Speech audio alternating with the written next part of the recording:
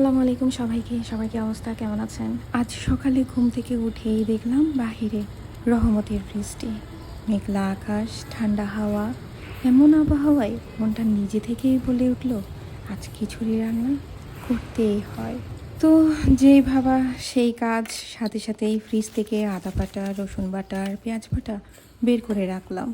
দেখলাম ছোট মাছও আছে, ভাবলাম ডুবো তেলে মচমচো করে ভেজে নিলে খিচুড়ির সাথে দারুণই লাগবে। এরপর চাল আর ডাল একসাথে মিক্স করে ভালোভাবে ধুয়ে ভিজিয়ে রাখলাম। খিচুড়িতে আলু তো থাকছেই, আর সাথে পটল আর বেগুন ভাজি করব। আর বেগুন ভর্তা, ভাজা বেগুনের ভর্তা আমার কাছে যেন আলাদা একটা শান্তি। এসব দুপুরের রান্নার প্ল্যান করতে করতেই নিজের জন্য একটু নাস্তা বানিয়ে নিলাম।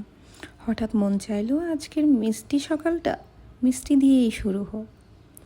তাই একটু লাচ্ছা সেমাই রেডি করে খেতে বসে পড়লাম। এখন নাস্তা শেষ করে আবার রান্নাবান্নার কাজে নামতে হবে যে।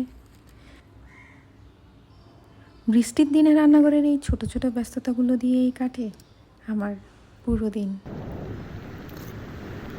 আল্লাহ হাফেজ সবাইকে।